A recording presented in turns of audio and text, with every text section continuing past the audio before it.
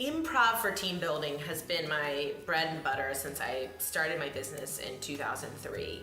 And it has always worked so well to use these improv games of being on the spot and open and present and playful to get people to kind of open up and connect and break down boundaries and get to know each other in new ways and build new communication skills.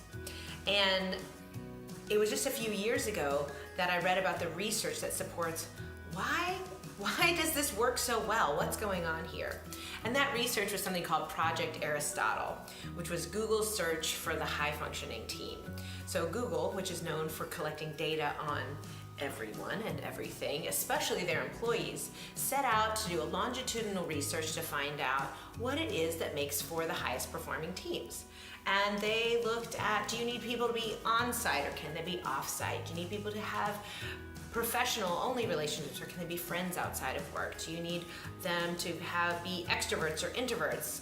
Do you need micromanagement, hands off, all these different variables?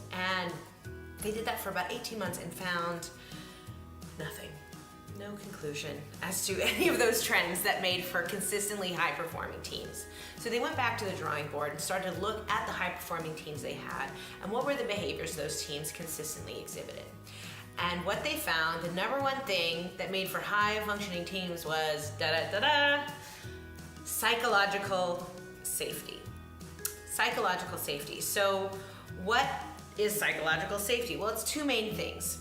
It's social sensitivity, that people in the team are generally aware of everyone else, aware of what's going on with them, aware of their emotional state, aware of their lives a little bit. And two, conversational turn-taking. That over the long haul, the days, the weeks, everybody gets a chance to speak up and everybody gets a chance to be heard. There's not a few people dominating the conversation in the group. And as you start to look at social sensitivity and conversational turn-taking, it starts to look at things like people feel like they can speak up and their ideas will be heard and supported. People feel like they can be their authentic selves and they won't be rejected. People can laugh together and play together. People can take risks. People can introduce new ideas. People are sensitive to the mood and the tone of others in the group. So all those things, when you look at it that way, that's improv. That's what all this improv training I've been doing for years has been doing. It's getting people to listen to each other, to say yes to each other, to support each other, to be aware of their contribution and make sure everybody is playing the game with them.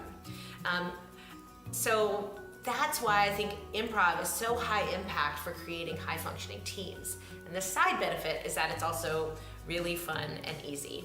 So thank you, Project Aristotle, for giving me the data I've always been longing for as a nerd myself. And knowing that it's really making a real impact when I do improv for team building.